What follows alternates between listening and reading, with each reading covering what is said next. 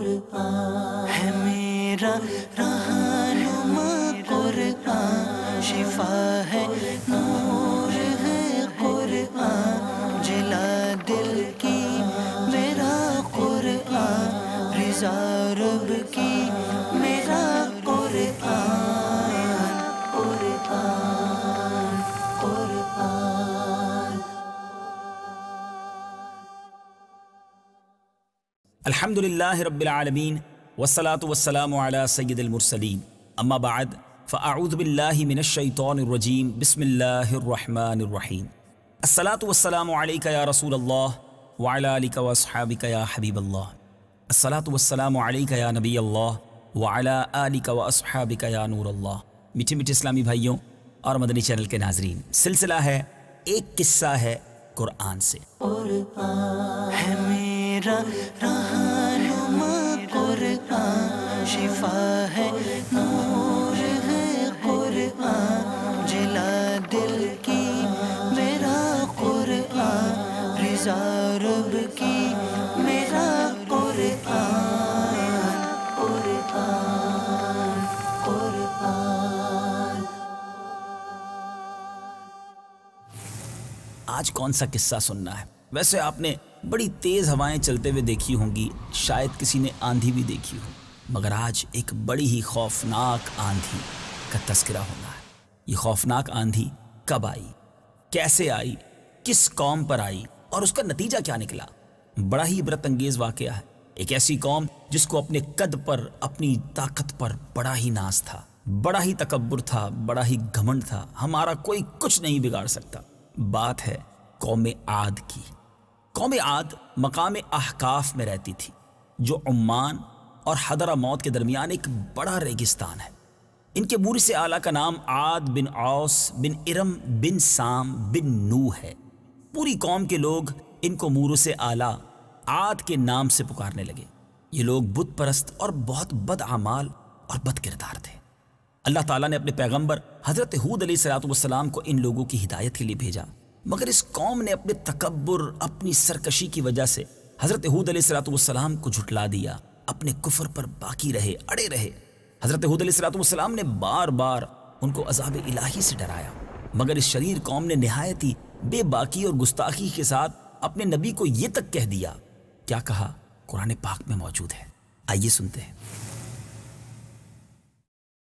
أجئتنا لنعبد الله وحده ونذر ما كان يعبد آباؤنا فأتنا بما تعدنا إن كنت من الصادقين۔ ترجمہ: کیا تم ہمارے پاس اس لیے آئے ہو کہ ہم ایک اللہ کی عبادت کریں اور جن چیزوں کی عبادت ہمارے باپ دادا کیا کرتے تھے انہیں چھوڑ دیں؟ اگر تم سچے ہو تو لے آؤ وہ عذاب جس کی تم ہمیں وعیدیں سناتے ہو۔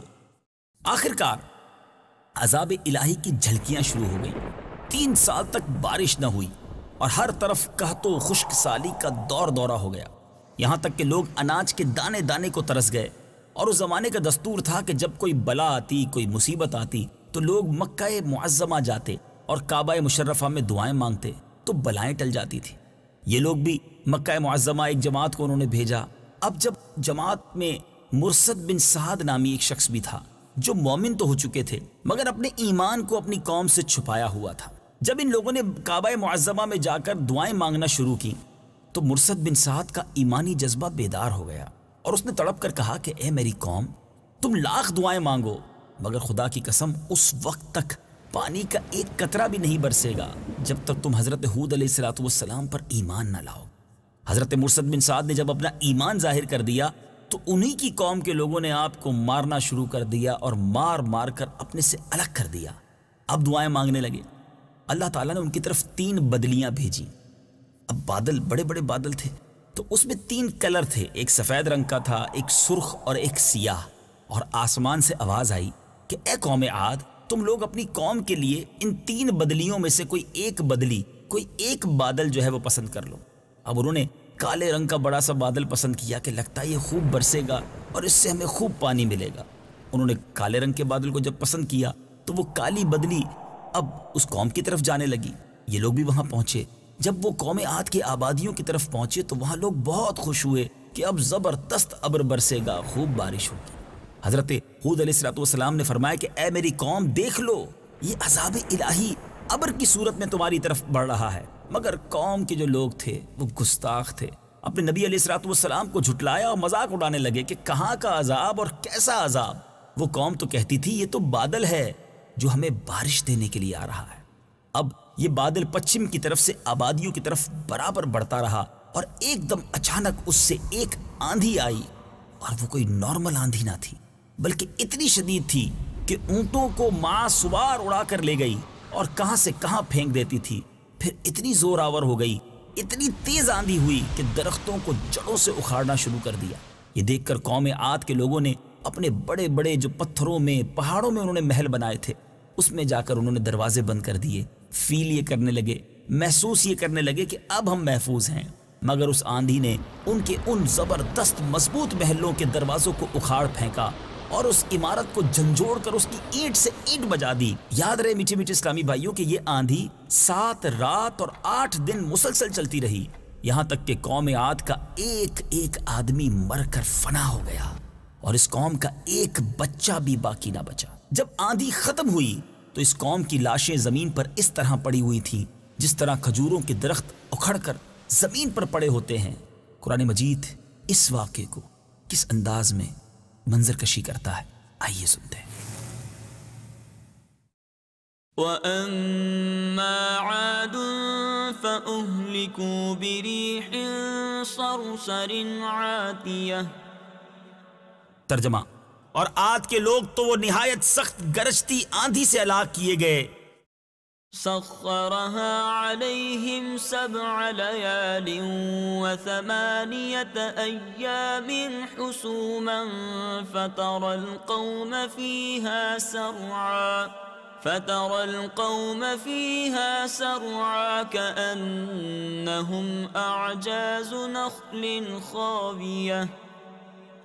ترجمہ: اللہ نے وہ آندھی ان پر لگاتار 7 راتیں اور 8 دن پوری قوت کے ساتھ مسلط کر دی تو تم ان لوگوں کو ان دنوں اور راتوں میں یوں پچھاڑے ہوئے دیکھتے گویا کہ وہ گری ہوئی کھجوروں کے سوکھے تنے ہیں۔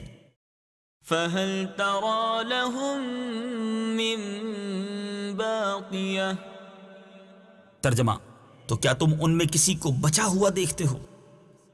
پھر قدرت خداوندی سے کالے رنگ کے پرندوں کا ایک غول نمودار ہو جنہوں نے ان کی لاشوں کو اٹھا کر سمندر میں پھینک دیا، اور حضرت ہود علیہ السلام نے اس بستی کو چھوڑ دیا اور چند مومنین کو جو ایمان لائے تھے ساتھ لے کر مکہ مکرمہ چلے گئے اور آخر زندگی تک بیت اللہ شریف میں عبادت کرتے رہے۔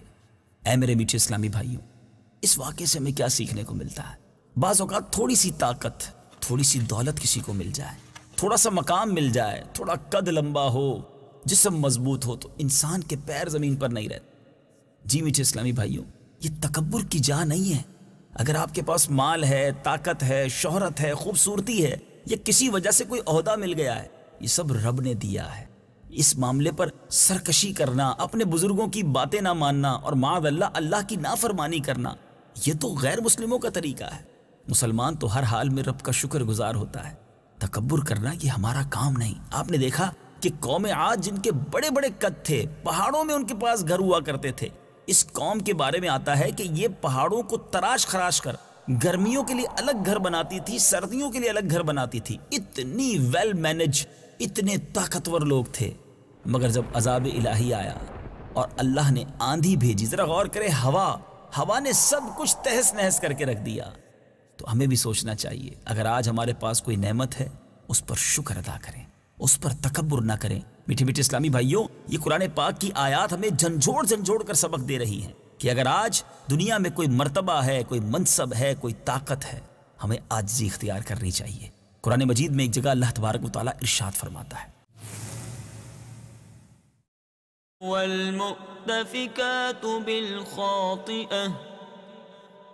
ترجمہ: اور الٹنے والی بستیوں نے خطاؤں کا ارتکاب کیا۔ قرآن مجید میں ایک اور جگہ ان لوگوں کے بارے میں کس انداز میں ہماری تربیت کی جا رہی ہے۔ ولو أن أهل القرى آمنوا واتقوا لفتحنا عليهم بركات من السماء والأرض ولكن كذبوا فأخذناهم بما كانوا يكسبون. ترجمہ: اور اگر بستیوں والے ایمان لاتے اور تقوی اختیار کرتے تو ضرور ہم ان پر آسمان اور زمین سے برکتیں کھول دیتے، مگر انہوں نے تو جھٹلایا تو ہم نے انہیں ان کے اعمال کی وجہ سے پکڑ لیا. میٹھے میٹھے اسلامی بھائیوں، اس واقعے کو سن کر جہاں رب عز و جل کی شان و عظمت اور اس کی قدرت کا اندازہ ہوتا ہے، وہاں ہمیں اپنی اوقات بھی پتہ چلتی ہے. ہم کچھ بھی نہیں، وہ مالک ہے، وہ سب کچھ جب چاہے جیسے چاہے کر سکتا ہے. ہمیں چاہیے کہ اللہ تبارک و تعالیٰ کی فرما برداری میں زندگی گزاریں، عاجزی اور انکساری اختیار کریں، اس کی غضب سے، اس کے قہر سے اس کی پناہ مانگتے رہیں اور اس کی رحمت کی بھیک اسی سے مانگتے رہیں. قرآن مجید فرقان حمید رب کی رحمتوں کو حاصل کرنے کا بہترین ذریعہ ہے. خوب تلاوت قرآن پاک کیجئے، قرآن پاک کی تفسیر پڑھیے تاکہ قرآن پاک کا فہم بھی نصیب ہو، فیضان قرآن بھی نصیب ہو. اللہ تعالیٰ مجھے بھی آپ کو بھی قرآن پاک پڑھنے، سمجھنے اور اس پر عمل کرنے کی توفیق عطا فرمائے. الحمدللہ عز و جل مکتبۃ المدینہ نے بڑی پیاری تفسیر قرآن صراط الجنان ہمیں عطا کی ہے. اس کو پڑھیے، سیکھنے کی کوشش کیجیے، اور اب تو آپ کی آسانی کے لیے اس کا آڈیو میموری کارڈ بھی جاری کر دیا ہے. اگر آپ اردو صحیح پڑھ نہیں سکتے تو بہت ساری صورتیں تفسیر صراط الجنان کی آڈیو میں بھی موجود ہیں، اسے سنتے رہیے، انشاءاللہ بہت کچھ سیکھنے کو ملے گا. اگلے سلسلے میں ایک اور قصہ قرآن لے کر حاضر ہوں گے. صلو علی الحبیب صلی اللہ تعالی علی محمد صلی اللہ علیہ وسلم. قرآن ہے میرا رہنما، قرآن شفا ہے، نور ہے قرآن، جلا دل کی میرا قرآن، رضا رب کی میرا قرآن.